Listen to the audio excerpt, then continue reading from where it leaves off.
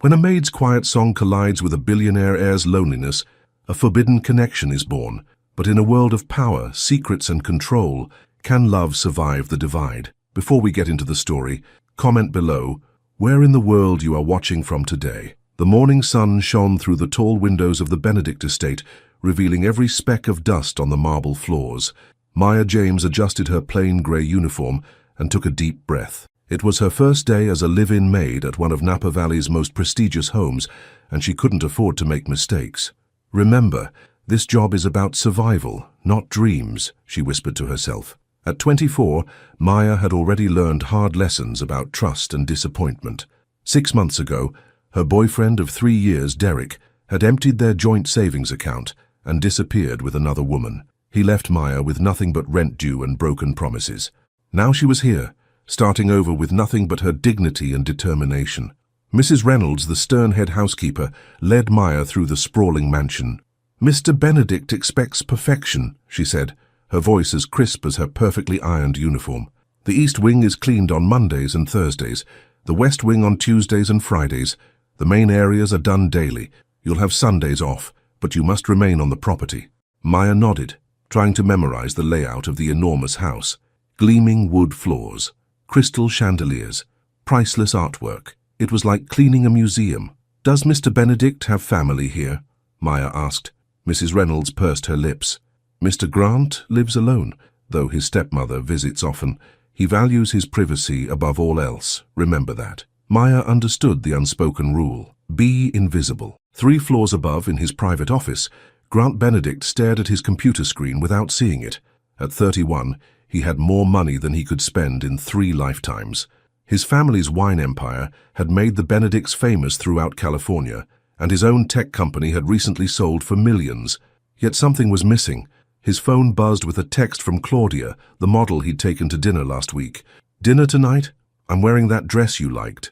Grant sighed and set the phone aside without answering. Claudia was beautiful and connected to all the right families. She was exactly the type of woman his stepmother Victoria approved of, the type of woman he always dated. So why did he feel nothing? A knock at the door interrupted his thoughts. "Come in," he called. Victoria Benedict swept into the room, elegant in a cream designer suit. At 55, she remained one of California's most formidable socialites, having married Grant's father when Grant was just 12. "Darling, you're not dressed yet," she said, frowning. "The Prescott's charity luncheon starts in an hour." Grant rubbed his forehead. "I have work to do, Victoria." "You always have work," she said, smoothing an invisible wrinkle from her sleeve. "But appearances matter, Grant. Your father understood that." The mention of his father, dead now for 5 years, still stung. William Benedict had built the family empire from nothing and expected his son to not only maintain it, but expand it. "The new Peterson girl will be there," Victoria added with a knowing smile. "Harvard Business School. Family owns half of Silicon Valley. She's quite pretty in that understated way you prefer." Grant stood up. "Fine. I'll be ready in 20 minutes." After Victoria left, Grant walked to the window overlooking the vineyard. Row after row of perfect vines stretched toward the mountains. Everything in his life was similarly ordered, controlled, and predictable, exactly as it should be. So why did it feel so empty? Maya spent her first week learning the rhythms of the massive house. She rose at 5 each morning, had breakfast in the staff kitchen, and worked steadily through her assigned areas. The other staff members were polite, but distant. Most had worked for the Benedicts for years and kept to themselves. She rarely saw Grant Benedict. He left early most mornings and returned late. When their paths did cross, he nodded politely and continued on his way. Maya was relieved. She'd heard stories about rich men who saw female staff as fair game. On Friday evening, Maya was finishing the main staircase when she heard the front door open. She kept her head down as Grant entered, with a tall, glamorous blonde woman. "The Tokyo deal is almost finalized," Grant was saying as they passed. "The board meeting next week should—" "Boring business talk," the woman interrupted, placing her hand on Grant's chest. "I didn't wear this dress to discuss corporate mergers." Maya kept her eyes on her work, but couldn't help noticing how the woman pressed herself against Grant. Another perfect, wealthy match for the master of the house.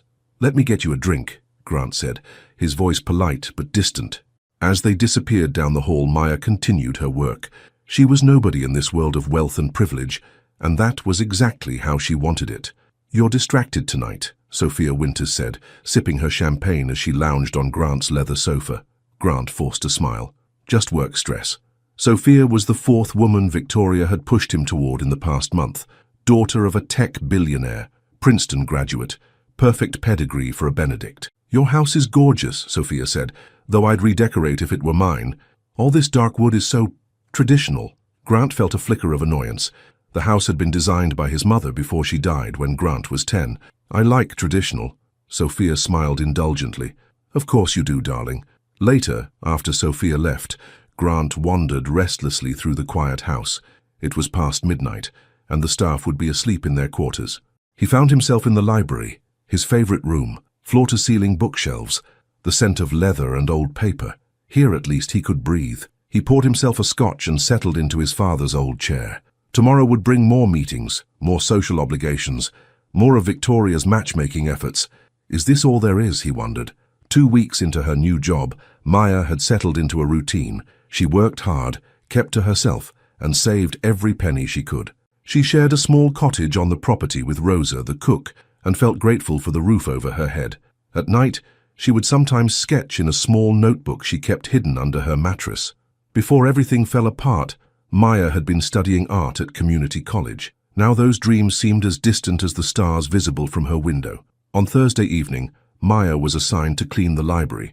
She loved this room best, with its warm wood and thousands of books.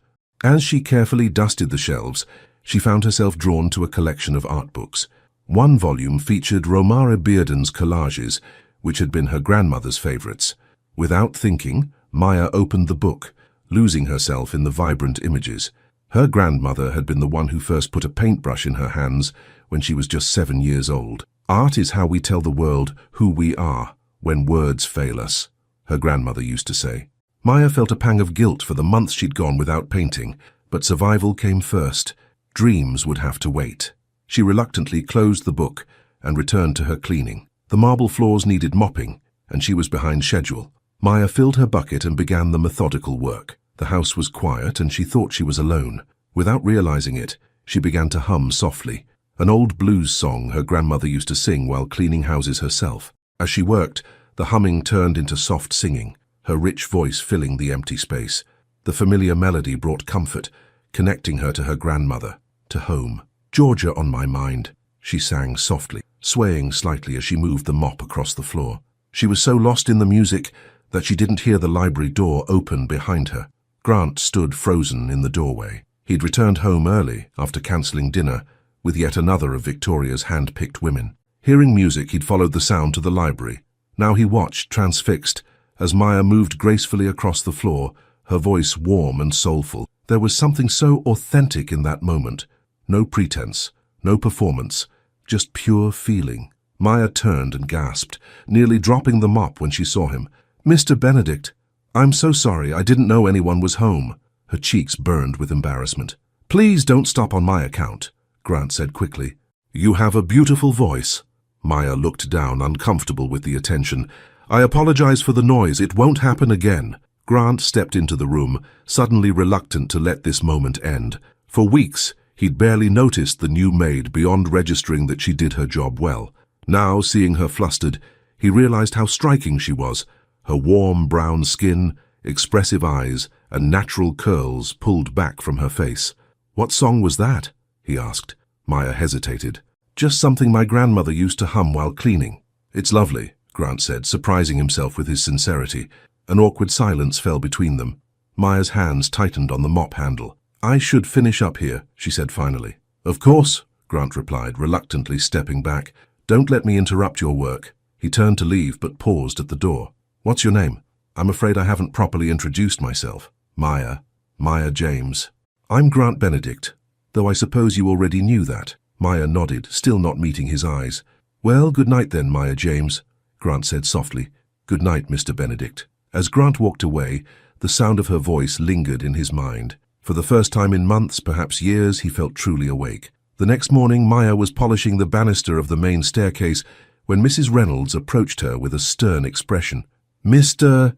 Benedict has requested that you clean the library every evening from now on," she said, her tone making it clear she found this unusual. "Apparently he was impressed with your work." Maya felt her stomach tighten. Had she crossed a line last night? Was he interested in her for the wrong reasons? "Is there a problem, Maya?" Mrs. Reynolds asked. "No, ma'am," Maya replied quickly. "No problem at all." But as she continued her work, Maya couldn't shake her unease. She needed this job desperately. She couldn't afford complications, especially not with the man who signed her paychecks. That evening, Maya entered the library reluctantly, determined to clean quickly and leave. To her relief, the room was empty. She worked efficiently, keeping her humming to herself. She was nearly finished when the door opened and Grant walked in. "Good evening, Maya," he said, his voice casual as though their encounter the night before had been entirely normal. "Mr. Benedict," she acknowledged with a nod, continuing her work. Grant moved to a desk in the corner and opened his laptop, but Maya could feel his eyes on her as she worked. The silence stretched uncomfortably between them. Finally, Grant spoke. "I hope you don't mind working in here while I'm present. I find the library more peaceful than my office." "It's your house, Mr. Benedict," Maya replied carefully. "You can work wherever you want." Grant watched her methodical movements, the careful way she handled each object. "How long have you worked here now, Maya?" "Almost 3 weeks." "And before that?" Maya paused, uncertain why he was asking. "Different jobs. Waitressing mostly." Grant nodded, seeming genuinely interested. "Do you like working here?" The question caught Maya off guard. No employer had ever asked if she enjoyed her work before. "The pay is good," she answered honestly, "and the staff quarters are nice." "That's not what I asked," Grant said with a small smile. Maya met his eyes for the first time. "Does it matter if I like it?" "It's a job." Grant looked surprised by her directness. Most people in his world were careful never to challenge him. "I suppose you're right," he conceded. "Still, I hope it's not entirely unpleasant." Maya returned to her cleaning, unsure how to respond. This conversation felt dangerous, crossing lines that existed for good reasons. "To your song last night," Grant said after a moment. "You mentioned your grandmother?" Despite her reservations, Maya found herself answering, "Yes. She raised me after my parents died. She cleaned houses for 40 years. She taught you to sing while you work." A small smile touched Maya's lips at the memory. "She said it makes the time pass and keeps your spirit up. She had a song for everything." Grant leaned back in his chair, watching her. "My mother used to sing around the house too, before she died." The unexpected vulnerability in his voice made Maya look up. For a moment he wasn't the millionaire employer, but just a man remembering someone he'd lost. "I'm sorry," she said softly. Grant nodded, then seemed to catch himself sharing too much. He straightened and returned to his laptop. "Don't let me keep you from your work." Maya finished cleaning in silence, aware that something had shifted between them. As she prepared to leave, Grant spoke again. "Maya?" She turned at the door. "Yes, Mr. Benedict? Would it be all right if I worked in here tomorrow evening as well?" Maya hesitated, every instinct warning her to keep her distance. But there had been something in his eyes, not entitlement or predatory interest, but genuine loneliness that resonated with her own. "It's your house, Mr. Benedict," she repeated, but this time with a small smile. "Good night." As she walked back to her quarters, Maya tried to ignore the flutter in her stomach. Grant Benedict lived in a different world, one where people like her were invisible except when needed. She couldn't afford to forget that, no matter how human he had seemed tonight.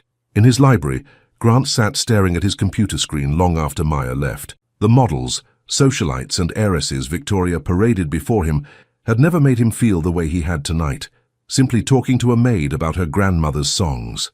For the first time in years, Grant Benedict was intrigued by a woman, and for the first time in his life it was someone his family would never approve of. Neither of them realized it yet. But everything was about to change. Over the next 2 weeks, a routine developed.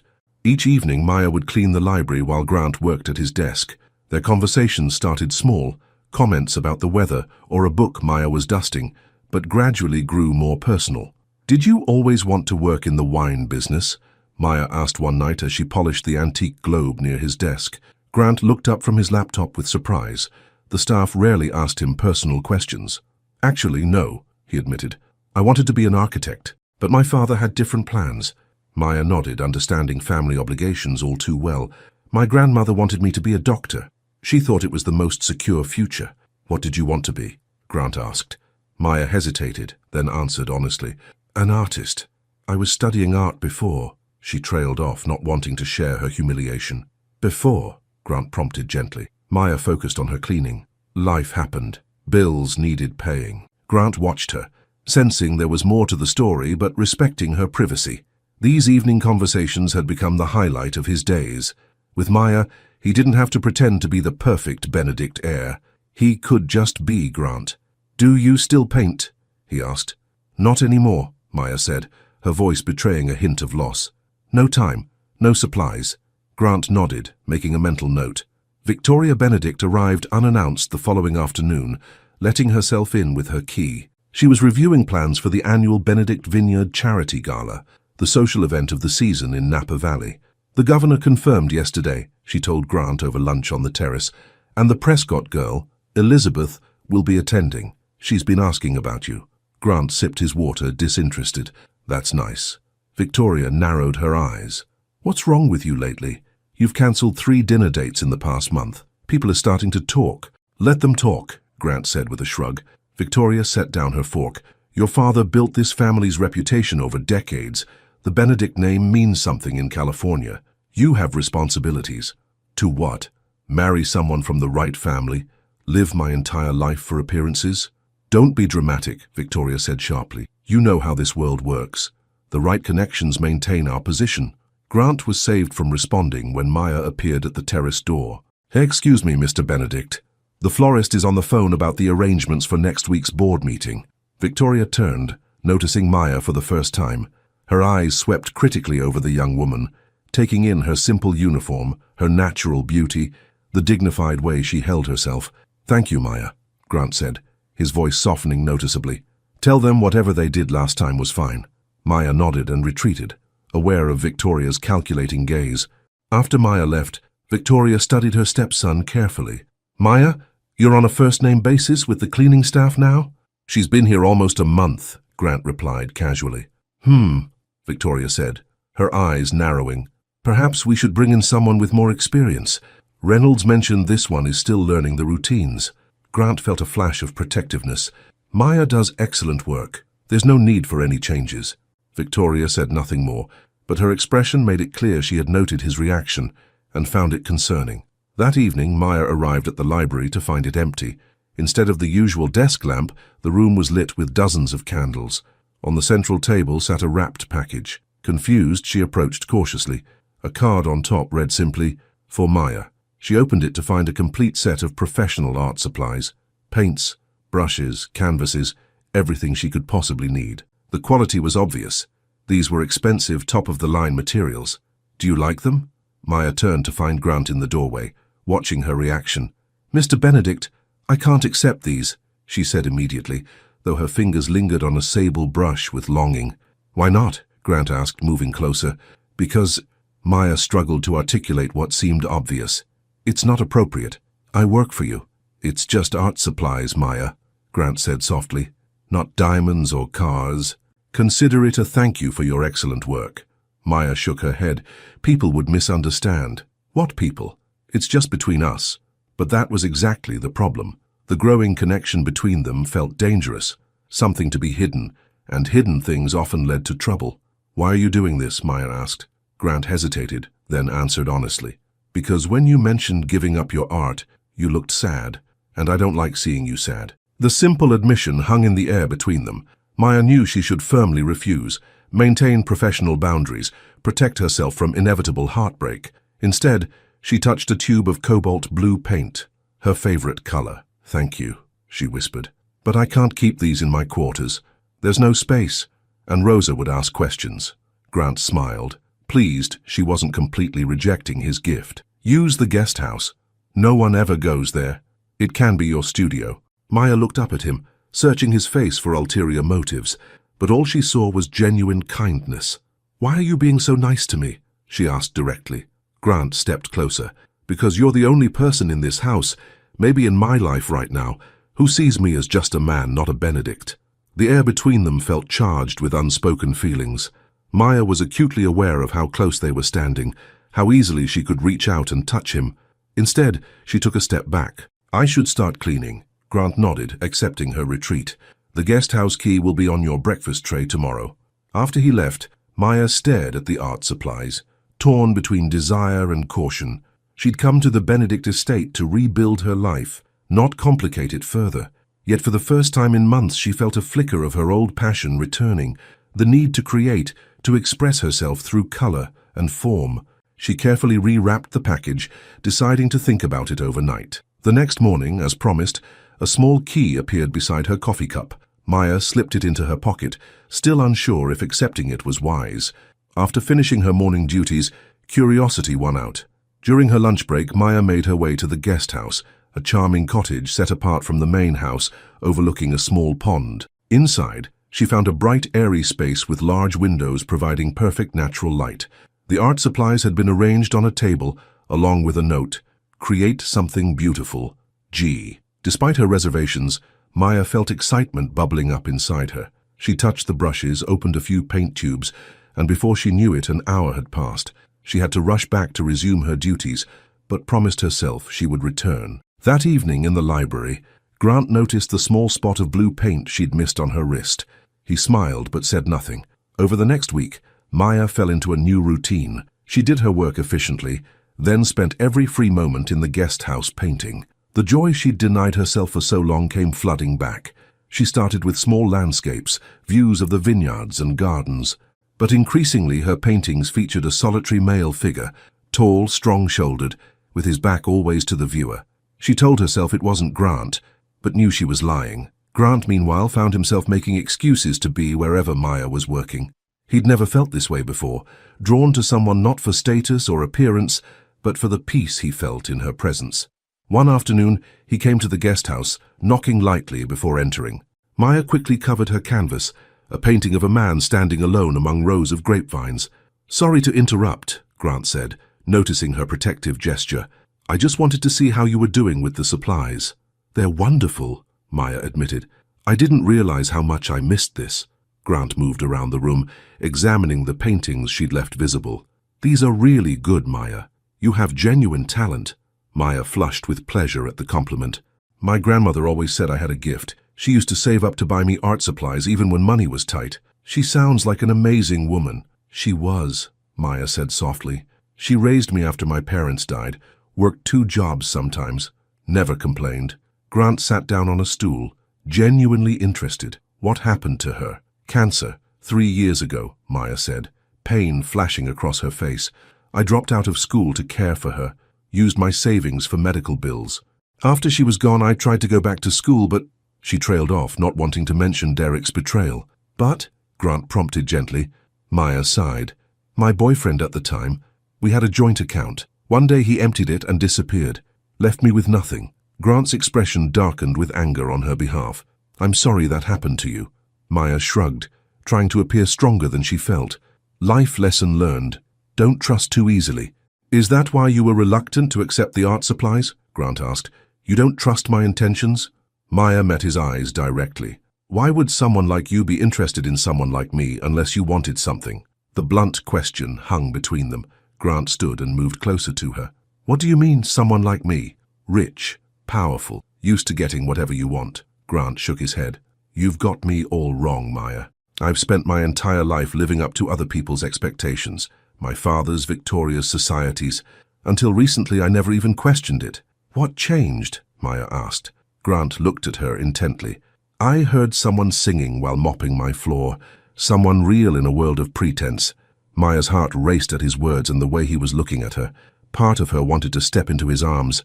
The wiser part knew that would only lead to heartbreak. "Mr. Benedict, please, when we're alone, call me Grant." "Grant," she said, the name feeling intimate on her tongue. "Whatever this is between us, it can't go anywhere. You know that." "Why not?" he challenged. "Because I'm the maid, and you're—" She gestured vaguely. "A Benedict. Different worlds." "Maybe I'm tired of my world," Grant said softly. Before Maya could respond, her phone alarm chimed. "I have to get back. Mrs. Reynolds will be looking for me." Grant stepped aside, letting her pass. "Maya," she paused at the door, "will you show me your paintings someday? All of them." Maya thought of the canvas she'd covered, the man in the vineyard with Grant's broad shoulders and stance. "Maybe someday," she said, and hurried back to the main house. Victoria Benedict prided herself on managing the Benedict family image. For 13 years, she had guided the social trajectory of the family, first as William's wife, then as Grant's stepmother and advisor after William's death. So when she noticed Grant's unusual interest in the new maid, she knew she needed to intervene. "Mrs. Reynolds," Victoria said pleasantly as she cornered the housekeeper in the laundry room, "how is the new girl working out? Maya, isn't it?" Mrs. Reynolds nodded. "She's a hard worker, very reliable." "Good to hear," Victoria said. "I've noticed she spends a lot of time in the library when Grant is working." Mrs. Reynolds shifted uncomfortably. "Mr. Benedict requested her specifically for that room." "Did he now?" Victoria's smile remained fixed, but her eyes hardened. "And has she made any special connections with the staff, any visitors?" "No, ma'am, keeps to herself mostly." "I see. And what's her background? Where did she work before coming here?" Mrs. Reynolds looked confused by the questioning. "I believe she waitressed, ma'am, and before that she was in school. Art studies, I think." Victoria's eyes narrowed. "Art studies, how convenient." "Thank you, Mrs. Reynolds, that will be all." After the housekeeper left, Victoria pulled out her phone and made a call. "Roger, Victoria Benedict, I need a complete background check on someone." The annual Benedict Vineyard Charity Gala was just days away. The main house buzzed with preparations. Florists, caterers, decorators, all working under Victoria's exacting supervision. Maya and the other household staff were busier than ever, cleaning and preparing for the 200 guests expected to attend. The event raised money for local children's charities, but was equally important as a display of Benedict family prestige. Maya was polishing silver in the dining room when Victoria entered. "You must be Maya," Victoria said with a practiced smile. "I don't believe we've been properly introduced. I'm Victoria Benedict, Grant's stepmother." Maya straightened, wiping her hands on her apron. "It's nice to meet you, Mrs. Benedict." Victoria moved around the table, inspecting the polished serving pieces. "Grant speaks highly of your work." "That's kind of him," Maya replied carefully. "Yes, he can be very kind," Victoria said, her tone shifting, "especially to pretty young women." Maya kept her expression neutral, though her stomach knotted with unease. Victoria picked up a silver serving spoon, examining it closely. "You know, you're not the first, dear." "I'm sorry?" "The first maid Grant has taken an interest in," Victoria clarified, setting down the spoon. "There was a girl last year, Anna, I believe. He gave her gifts, too. Made her feel special." Maya's hands trembled slightly as she continued polishing. "I don't know what you're talking about." Victoria laughed softly. "Of course you do. The art supplies, the guest house. Did you think that was a secret in a house full of staff?" Maya said nothing, shame washing over her. Put in those terms, it did sound tawdry, like she was just another conquest. "What happened to Anna?" she found herself asking. Victoria smiled. "Grant got bored, as he always does, and I had to let her go. It was awkward for everyone." Maya felt sick. Had she completely misread Grant's intentions? "I'm just trying to spare you the same heartbreak, dear," Victoria continued, her voice dripping with false concern. "Grant was raised in certain circles.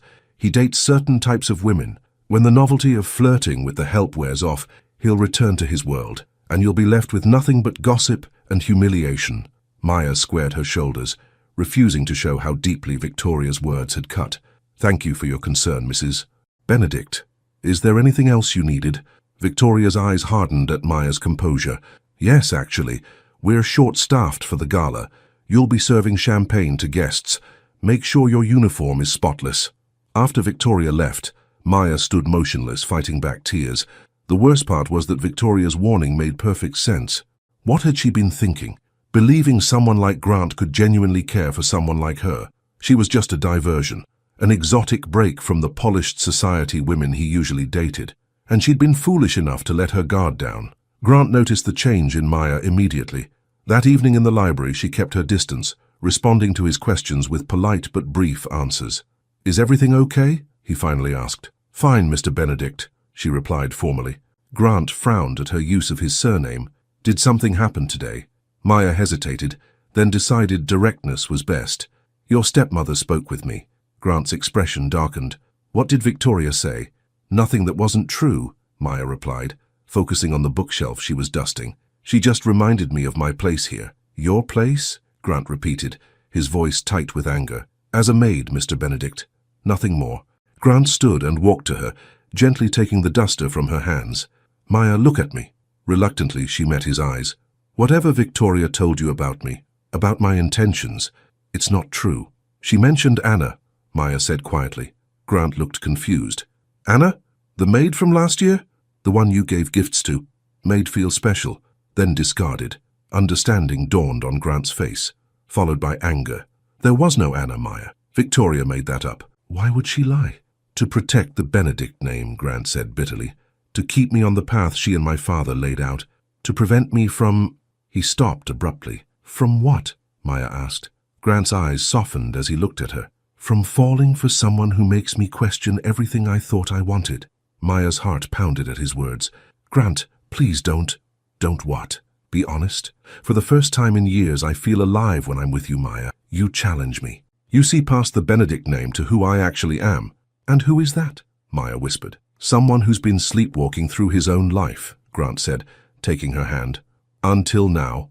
Maya wanted desperately to believe him, but Victoria's words had planted seeds of doubt. Your stepmother is right about one thing. We come from different worlds. I don't care about that. You might not, but everyone else will, Maya said realistically.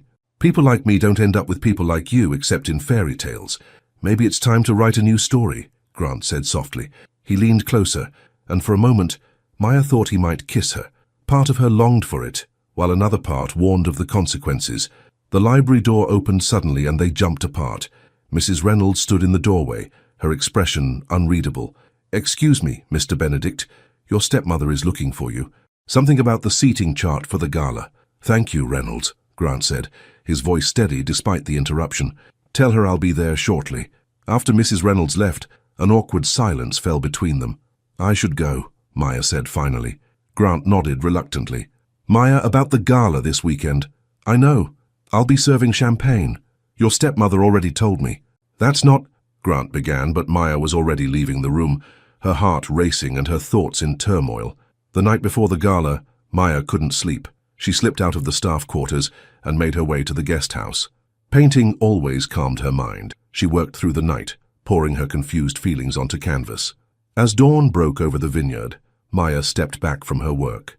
The painting showed a man and woman standing on opposite sides of a grand staircase, he at the top in formal attire, she at the bottom in a simple dress. Between them stretched an impossible distance, yet their hands reached toward each other across the divide.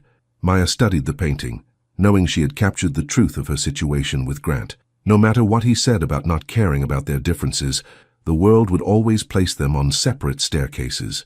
Her grandmother's words came back to her. If a man sees you and tries to hide you, baby, he's not proud. He's just greedy. Let someone love you with both hands in the light. Would Grant Benedict ever love her with both hands in the light? Or would she always be the woman below the staircase, hidden, secret, not good enough to acknowledge publicly? As the morning sun illuminated her canvas, Maya made a decision. She would keep her distance from Grant, focus on her job, save money, eventually find another position, and move on with her life. No matter how much it hurt to walk away from the connection they'd found, some divides were simply too wide to cross. What Maya didn't know was that Grant had made a decision of his own, one that would change everything at tomorrow's gala. The morning of the Benedict Vineyard Charity Gala arrived with perfect weather, clear blue skies and a gentle breeze that carried the scent of roses through the estate grounds. By noon, an army of workers had transformed the back lawn into a wonderland of white tents, crystal chandeliers, and arrangements of fresh flowers at every table. Maya had been up since dawn, helping with last-minute preparations. She wore the formal black and white uniform Victoria had selected for the serving staff, crisp, professional, and designed to make them as invisible as possible to the wealthy guests. Remember, always approach from the left, never let a tray get less than half full, and absolutely no conversation with the guests unless they speak to you first, Mrs. Reynolds instructed the staff as they lined up for inspection. Maya nodded, barely listening. Her mind was on Grant. She hadn't seen him since their interrupted moment in the library, and she'd convinced herself it was better that way. Today would be difficult enough without the confusion of her feelings for him. Maya, you'll be handling the west side of the main tent, Mrs. Reynolds continued. Stay near the entrance for the first hour, then move toward the stage during speeches. Yes, ma'am, Maya replied automatically. As the staff dispersed to their positions, Rosa pulled Maya aside. Are you okay? The cook asked. You seem a million miles away. Maya forced a smile. Just tired. It's been a busy week. Rosa looked unconvinced. Does this have anything to do with Mr. Benedict? The other staff have noticed how often you're in the library when he's working. Maya felt her face grow warm. It's not like that. He just prefers consistency with the cleaning schedule. Rosa said skeptically. Well, be careful today. Mrs. Benedict has been watching you like a hawk. Thanks for the warning, Maya said, her unease growing. Upstairs in the master suite, Grant adjusted his tie in the mirror. The charcoal grey suit had been custom-made in Milan, the watch on his wrist worth more than what most people earned in a year. The perfect Benedict heir, ready to play his role in the family pageant. Except today, for the first time, he had no intention of following the script. His phone buzzed with a text from Victoria. Governor just arrived. Elizabeth Prescott asking for you. Don't be late. Grant put the phone away without responding. Victoria had been pushing Elizabeth at him for months. The perfect society match, with her Stanford degree and old money family connections. A soft knock at the door interrupted his thoughts. Come in, he called, expecting Victoria. Instead, his father's old friend and attorney, Howard Mitchell, entered the room. At 70, Howard had seen the Benedict family through its best and worst times. You look just like your father in that suit, Howard said, his voice warm with affection. He'd be proud of you today. Grant wasn't so sure. William Benedict had been laser-focused on legacy and appearances. What Grant was planning would likely have horrified him. Thanks for coming early, Howard, Grant said, gesturing to a chair. I need your help with something important. Of course, Howard replied, taking a seat. What's on your mind? Grant took a deep breath. I need to make some changes to the Benedict Trust. Today, Howard raised his eyebrows. The trust your father established. The one that Victoria helps manage until you're 35. That's the one, Grant confirmed. I've reviewed the terms. I can make changes with your signature as the trust executor. Howard studied Grant carefully. May I ask why the sudden urgency? Grant looked out the window at the gala preparations below. I'm tired of living my life by my father's rules and Victoria's manipulations. It's time I made my own choices. Does this have anything to do with the young woman Victoria mentioned? The new maid? Grant turned sharply. What did she tell you? Howard shrugged.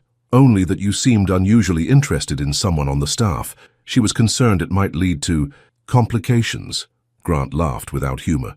Of course she was. God forbid a Benedict fall for someone without the right pedigree. Is that what's happening? You have feelings for this woman? Her name is Maya, Grant said firmly. And yes, I do. She's kind, talented, and real in a way no one in my usual circles is. Howard nodded thoughtfully. Your mother would have liked her then. The comment surprised Grant. His mother, Elizabeth, had died when he was 10, but he still remembered her warmth and lack of pretension, qualities his father had often found frustrating in his first wife. You think so? Grant asked softly. Elizabeth never cared about status, Howard confirmed. She married your father when he was still building the business, remember? His family thought he was marrying beneath him. Grant hadn't known that part of his parents' story. After his mother died, his father rarely spoke of her. Victoria has been lying to Maya, Grant said, his jaw tightening, trying to convince her that I see her as nothing more than a temporary amusement. Howard sighed. Victoria has always been protective of the Benedict name, sometimes to a fault. It's more than that, Grant insisted. She's manipulative, and I'm done letting her control my life. Howard studied Grant for a long moment, then nodded. What changes did you have in mind for the trust?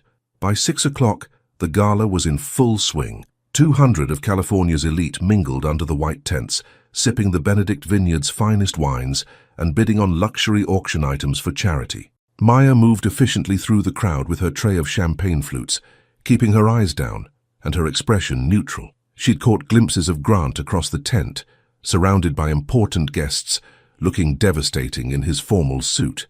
Several times, she'd felt his eyes on her, but she carefully avoided meeting his gaze. Last night's resolution still stood. She needed to protect her heart and her job. Victoria Benedict was in her element, gliding through the crowd in a designer gown, making introductions and ensuring the event reflected perfectly on the family. Beside her walked a stunning young woman with sleek blonde hair and a confident smile. Grant, darling, there you are, Victoria called, approaching where Grant stood with the governor. You remember Elizabeth Prescott? Grant shook the young woman's hand politely. Of course.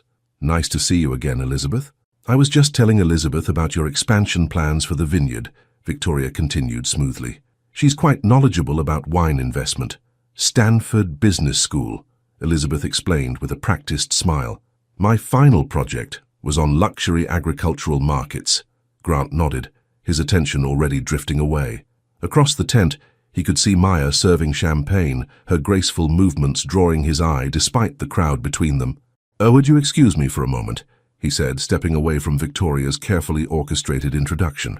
Victoria's smile tightened, but she couldn't object in front of their guests. She watched with growing alarm as Grant made his way toward Maya. Maya saw Grant approaching and quickly turned in the opposite direction, slipping between groups of laughing guests. She wasn't ready to face him. Not here. Not now. She ducked into a smaller tent where the auction items were displayed, momentarily free from the crowd. Taking a deep breath, she straightened the glasses on her tray and prepared to return to her duties. "Running away from me?" Maya turned to find Grant standing just inside the tent entrance, his expression a mixture of determination and uncertainty. "I'm working, Mr. Benedict," she said formally, aware they might be observed. "Back to Mr. Benedict again?"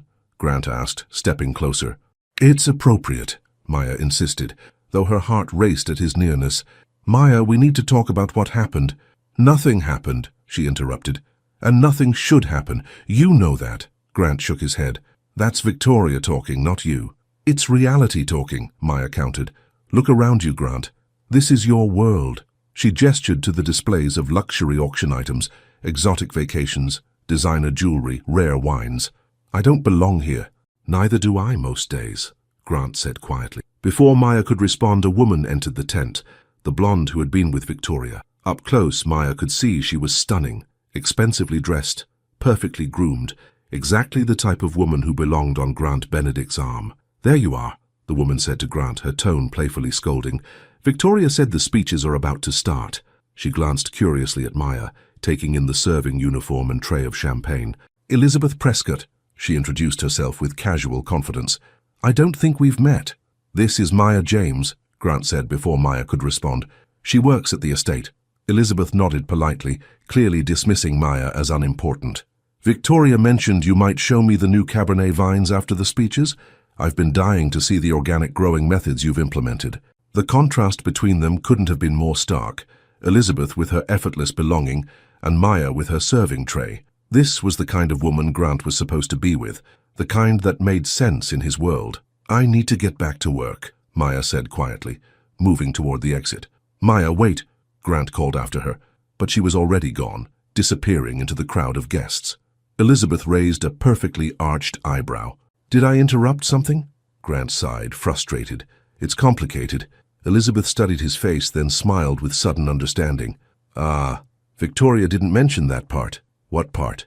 "That you're interested in the help," Elizabeth said, her tone matter-of-fact rather than judgmental. "Don't look so shocked. It happens more often than people admit in our circles." Grant frowned. "It's not like that." "Maya isn't just—" "Grant, darling." Victoria appeared at the tent entrance, her smile fixed. "Everyone's waiting for your speech." With a last glance in the direction Maya had gone, Grant followed his stepmother to the main tent. Maya kept busy, moving through the crowd with mechanical efficiency. Her encounter with Grant and Elizabeth had only reinforced what she already knew. They lived in different universes. Elizabeth Prescott, with her easy confidence and obvious breeding, was the kind of woman who made sense in Grant's life. Maya was just the woman who cleaned his floors.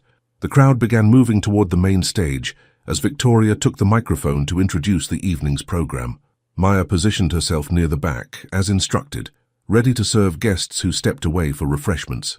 "Welcome, friends, to the 30th Annual Benedict Vineyard Charity Gala," Victoria began, her voice warm and polished. "Your generosity tonight will help fund educational programs for underprivileged children throughout Napa Valley." She continued with practiced charm, thanking sponsors and recognizing important guests. Maya found herself studying Victoria, the perfect posture, the confident gestures, the way she commanded the room. No wonder Grant's father had married her after his first wife died. Victoria Benedict was a force of nature. And now, I'm delighted to introduce the man who has taken the Benedict legacy to new heights. My stepson, Grant Benedict. Applause filled the tent as Grant took the stage. He looked every inch the successful heir, handsome, confident, born to privilege. "Thank you, Victoria," he began, adjusting the microphone, "and thank you all for supporting tonight's cause." Maya watched from the shadows, allowing herself one last moment to admire him, before she committed to putting her feelings aside for good. For 30 years, the Benedict name has been associated with tradition, excellence, and maintaining the highest standards, Grant continued, his voice strong and clear. Victoria beamed from the side of the stage, the proud matriarch. "But tonight, I want to talk about change," Grant said, his tone shifting. Victoria's smile faltered slightly. "My father built this business on the belief that the Benedict name should stand for something exclusive, available only to the select few who could afford it," Grant continued. "He valued status and connections above all else." The audience shifted uncomfortably. This wasn't the usual gala speech about charity and community. "For years I've followed that path without question," Grant admitted. "I've dated the right women, attended the right parties, said the right things." Maya froze, her tray of champagne forgotten in her hands as she listened. "But recently I've been forced to question what actually matters," Grant said, his eyes scanning the crowd. "Is it the social circles we move in? The family names we carry? Or is it something more fundamental, like authenticity, kindness, and the courage to be true to yourself regardless of circumstances?" Victoria was no longer smiling. She stepped forward as if to intervene, but Grant continued before she could reach the microphone. 3 months ago, a woman came to work at the Benedict estate. She had every reason to be bitter about life. She'd been betrayed, had lost her savings, and had to give up her dreams to survive. Maya's heart pounded as she realized he was talking about her. Guests began looking around curiously. "Instead of bitterness, she brought dignity and grace to everything she did," Grant continued, his voice growing more passionate. "She reminded me what it means to find joy in simple things, like songs your grandmother taught you, or the perfect shade of blue in a painting." Whispers rippled through the crowd. Victoria's face had gone pale with anger and shock. "For weeks I've watched this remarkable woman doubt her own worth because people like us," he gestured to the wealthy crowd, "have created a world that measures value by bank accounts and family trees instead of character." Maya wanted to disappear, to run from the tent and hide. Every eye seemed to be turning toward her, the only staff member standing frozen in place instead of working. "Tonight, that changes," Grant declared, "at least for me." He stepped down from the stage and began walking through the crowd. People parted before him, murmuring in confusion and curiosity. Maya stood rooted to the spot, unable to move as Grant approached. Her hands trembled, champagne glasses clinking softly on her tray. "Grant, what are you doing?" Victoria hissed, hurrying after him. Grant ignored her, his eyes fixed on Maya as he reached her. "Maya James is the most authentic person I've ever met," he said, loud enough for those nearby to hear. "And I'm tired of pretending I'm not falling in love with her." Gasps and whispers erupted around them. Maya felt dizzy with disbelief. "Grant, please," she whispered, "don't do this." "Why not?" he asked softly. "Because you'll regret it tomorrow, when all these people judge you for it." "I don't care what they think anymore," Grant said, gently taking the tray from her trembling hands and setting it on a nearby table. "I only care what you think." Victoria pushed through the crowd, her face a mask of controlled fury. "Grant, you're making a scene. Think about what you're doing to the Benedict name." "I'm honoring it," Grant replied without looking at her, "by being honest for once." He took Maya's hand, ignoring the shocked expressions of the guests around them. "Maya, I know this is sudden and public and probably terrifying, but I need you to know that I see you, not as the maid, not as someone beneath me, but as the extraordinary woman you are." Maya was acutely aware of hundreds of eyes on them, wealthy donors, business associates, society friends, all watching with varying degrees of shock and fascination. "A woman once told me," Grant continued, his voice softening as he spoke only to her, "if a man sees you and tries to hide you, he's not proud, he's just greedy." Maya's eyes widened. "My grandmother's words. How did you—" "You mentioned it once," Grant said with a small smile. "It stuck with me, and she was right. If I truly care for you, I should be proud to show it, not just in private moments in the library or the guest house, but here in front of everyone who matters in my world." Tears welled in Maya's eyes. No man had ever stood up for her this way, putting himself at risk, challenging his entire social circle. "Grant, this is absolutely inappropriate," Victoria snapped, grabbing his arm. "You're embarrassing yourself in this family." Grant gently but firmly removed her hand. "No, Victoria. For years you've controlled this family with your obsession with status and appearance. That ends tonight." He turned back to Maya, who stood paralyzed with conflicting emotions, fear, hope, disbelief. "Say something, please," Grant urged softly. "I don't know what to say," Maya admitted, her voice barely above a whisper. "This morning I was just the maid, and now—" "Now you're still exactly who you've always been," Grant said. "The woman who reminded me what matters in life." A sharp voice cut through the moment. How touching. Elizabeth Prescott stepped forward, champagne glass in hand, her expression amused rather than offended. Victoria told me you were unconventional, Grant, but she undersold it.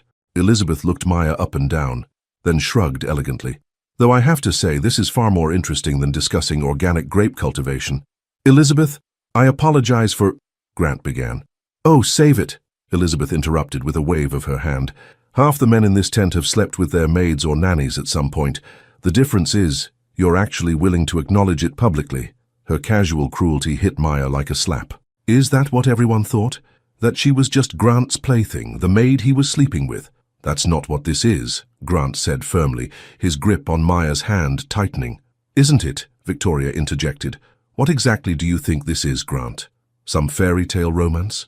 Do you really believe this girl cares about you and not your money? Maya pulled her hand from Grant's, her cheeks burning with humiliation. This was exactly what she'd feared, being seen as a gold digger, an opportunist. I need to go, she whispered, backing away. Maya, wait. Grant reached for her. Let her go, Grant, Victoria said coldly. This little drama has gone far enough. But Grant wasn't listening to Victoria anymore. His eyes were on Maya, pleading silently. I never asked for any of this, Maya said, loud enough for those nearby to hear. I never wanted your money or your charity. I just wanted to do my job and be treated with respect. She looked around at the staring faces, the wealthy, the privileged, the powerful, all watching her like she was part of the evening's entertainment. Maya, please, Grant said softly. Don't leave like this. Maya met his eyes one last time. Your stepmother is right about one thing.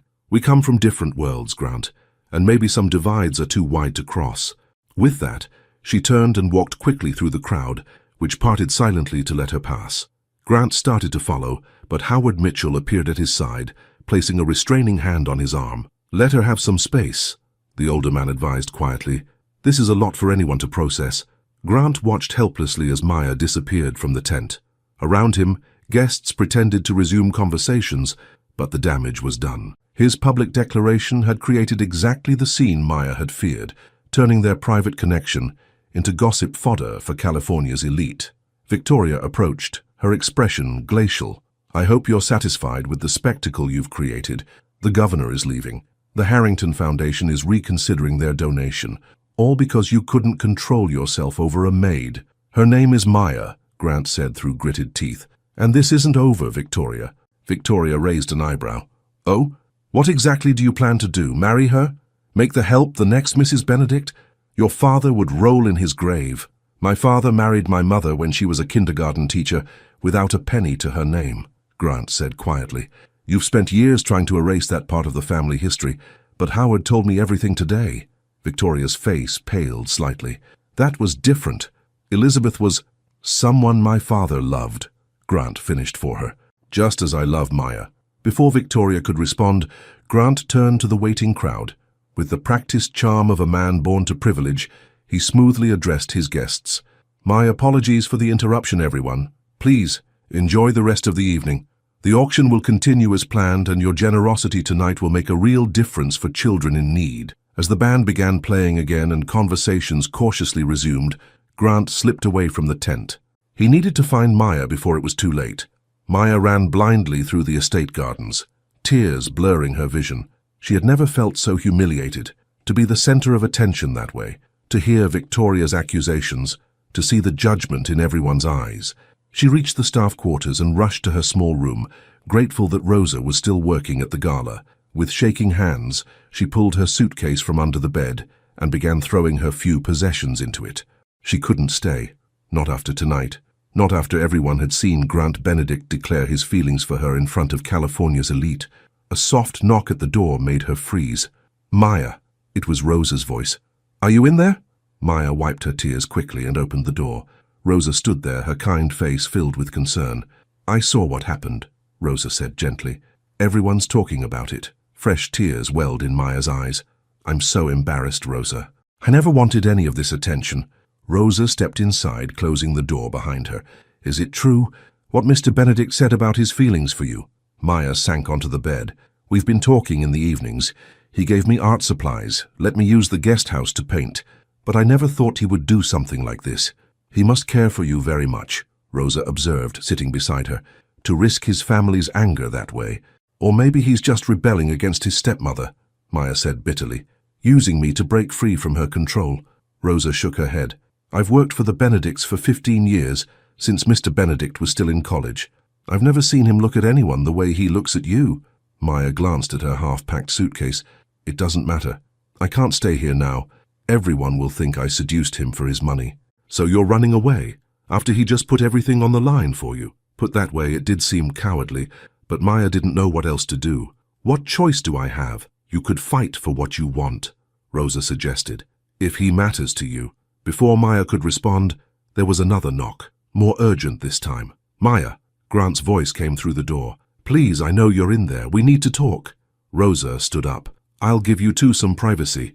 No, wait, Maya began, but Rosa was already opening the door. Grant stood in the hallway, still in his formal suit, but with his tie loosened and his hair slightly disheveled, as if he'd been running his hands through it in frustration.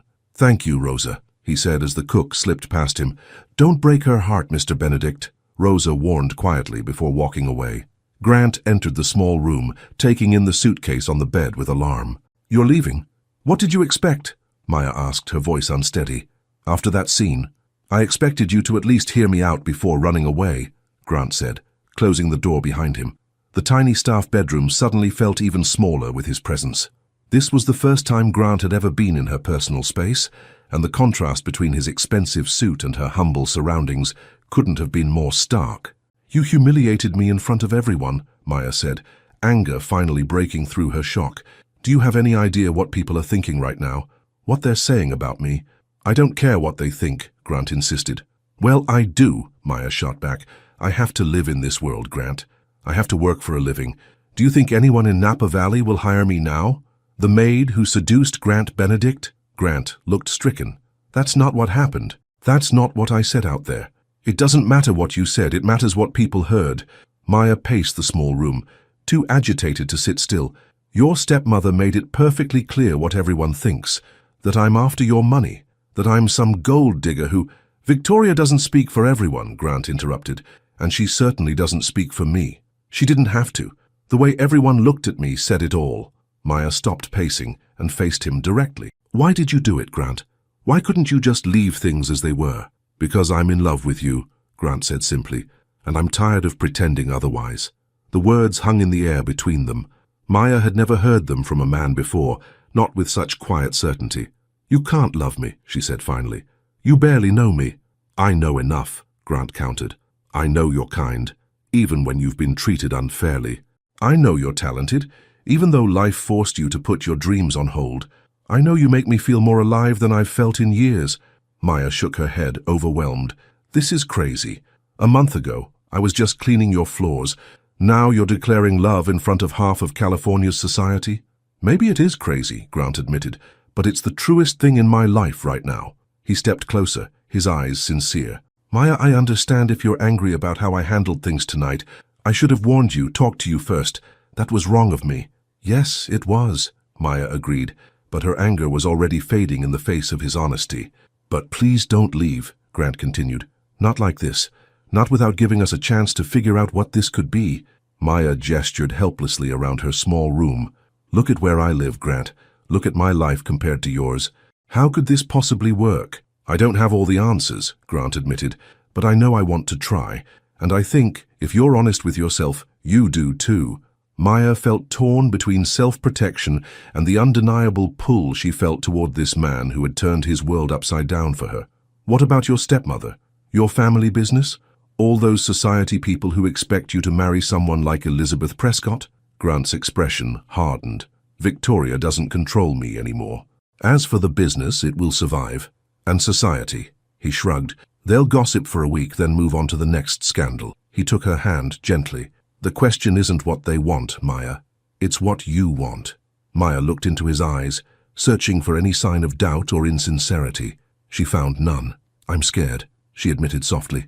Not of Victoria or the gossip, but of how much this matters to me. Of how much you matter. Grant's face softened. I'm scared too. I've never felt this way before. What happens tomorrow, Maya asked, when the gala is over and real life begins again? Tomorrow, Grant said, lifting her hand to his lips, we start writing our own story. together. For the first time since the chaos at the gala, Maya felt a smile tug at her lips. "You make it sound so simple." "It won't be," Grant admitted, "but I think it will be worth it." He leaned down, slowly, giving her time to pull away if she wanted. Instead, Maya rose up on her tiptoes and met him halfway.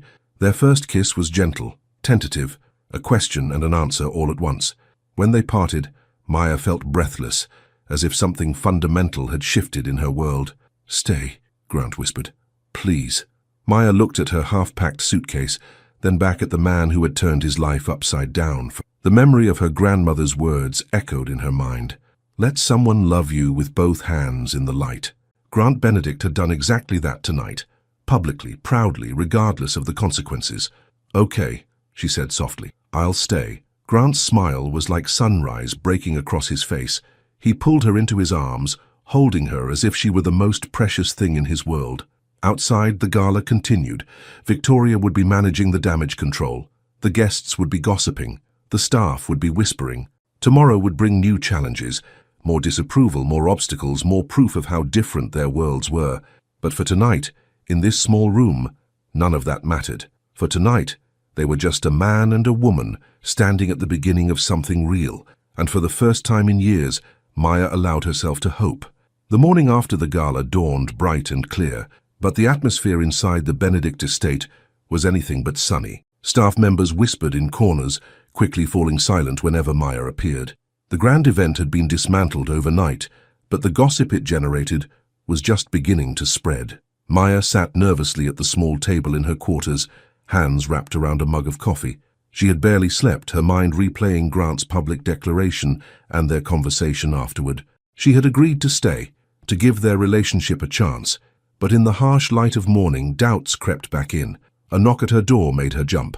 Rosa entered, carrying a newspaper. "You might want to see this," she said, placing it on the table. Maya's stomach dropped as she saw the headline, "Benedict Heir declares love for maid at charity gala."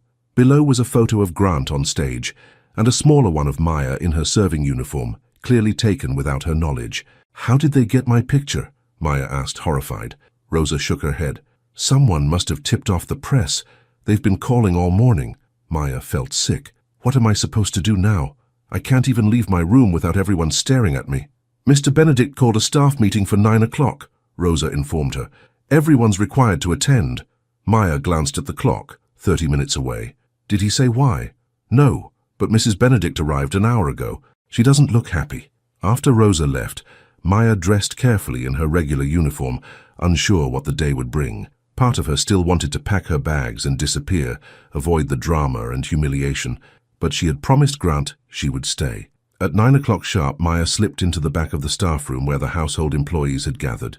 Mrs. Reynolds stood at the front, her expression even more severe than usual. Beside her was Victoria Benedict, elegant in a tailored suit despite the early hour, her face a mask of controlled anger. Grant entered last, looking tired but determined. His eyes found Maya immediately, and he gave her a small, reassuring smile before addressing the assembled staff. "Good morning, everyone. Thank you for coming," he began formally. "I know there have been some unusual developments since last night's gala." A few staff members exchanged glances, while others studied the floor. "I want to be clear about a few things," Grant continued. "First, Ms. James's position here was earned entirely on her own merit. Any suggestion otherwise is false and will not be tolerated." Victoria's lips thinned to a tight line, but she remained silent.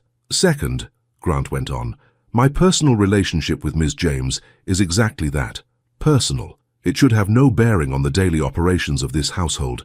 He looked directly at Mrs. Reynolds. "I expect every staff member to maintain professional courtesy and respect toward Ms. James, just as they would toward any colleague." Mrs. Reynolds nodded stiffly. "Of course, Mr. Benedict." "Finally," Grant said, his voice softening slightly, "I understand this situation may feel uncomfortable for some of you. If anyone wishes to seek employment elsewhere because of these circumstances, I will provide excellent references and 3-month severance pay." Murmurs rippled through the staff.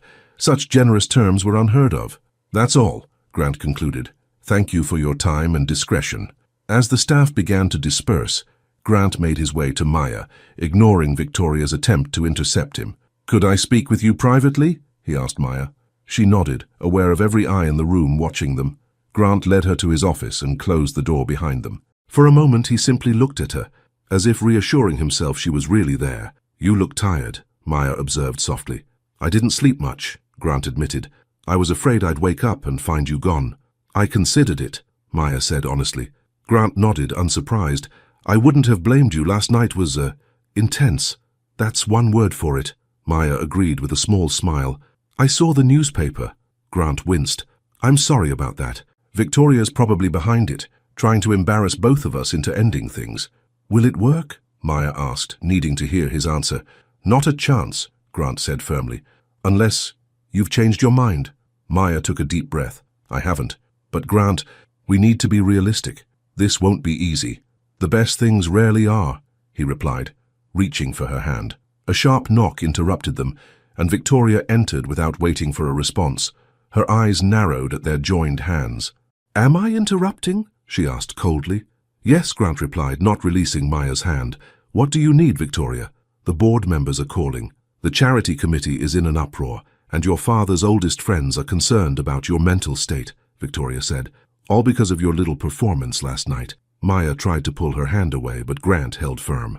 "I appreciate your concern," Grant said evenly, "but my personal life is no longer your business."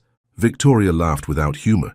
"Your personal life becomes my business when it affects the Benedict name and everything your father built." She turned her gaze to Maya. "Did he tell you about the trust? How his father placed conditions on his inheritance?" Maya looked at Grant questioningly. "It's not relevant," Grant said. "Oh, I think it is," Victoria countered. "Grant can't access his full inheritance until he's 35, unless he marries someone his father would have approved of. Someone from the right background, the right circles." She smiled thinly at Maya. "Which, my dear, would never include a maid with no family connections and a community college education." Maya felt as if she'd been slapped. She pulled her hand from Grant's, this time more forcefully. "Is that true?" she asked him. Grant sighed. "Technically, yes. My father set up the trust with those conditions. But Victoria is leaving out something important." "Which is?" Maya prompted. "I met with Howard, my father's attorney, yesterday before the gala. I've changed the terms of the trust. Victoria no longer has any say in the Benedict enterprises, and the marriage clause has been removed." Victoria's face flushed with anger. "You had no right—" "I had every right," Grant interrupted. "Howard confirmed it. The trust was always designed to give me final authority. You just convinced me for years that I couldn't challenge my father's wishes." He turned back to Maya. "The money doesn't matter to me. What matters is that you know I'm not choosing between you and my inheritance. I've dealt with that so it won't hang over us." Maya felt overwhelmed. She had never been the cause of such conflict, such dramatic life changes. "I think I need some time to process all this," she said quietly. Grant nodded, respecting her need for space. "Take all the time you need. I'm not going anywhere." Victoria looked between them, her plans to use the trust as a wedge clearly failing. "This isn't over, Grant. You're making a terrible mistake." "The only mistake was letting you control my life for so long," Grant replied calmly. "That ends now." After Victoria stormed out, Maya sat heavily in a chair. "She really hates me." "She hates losing control," Grant corrected. "It's not personal. At least, not entirely. Victoria has spent years positioning herself as the matriarch of the Benedict family. You represent a threat to that position." "Because I'm not from your world," Maya said. Grant knelt in front of her chair. "Because you've helped me see beyond that world, and she knows it." He took her hands in his. "Maya, I meant what I said. Take the time you need. This has all happened so fast." Maya nodded gratefully. "What happens now? With my job, I mean." "Whatever you want," Grant said. "You can continue working here if that makes you comfortable. Or not. It's your choice." The freedom of that choice, to stay or go, to work or not, was something Maya had never experienced before. Her entire adult life had been dictated by financial necessity. "I need to think about it," she said finally. Grant nodded and stood up. "I understand. I have meetings in the city today, but I'll be back this evening. Will you have dinner with me? Just the two of us?" Despite her confusion,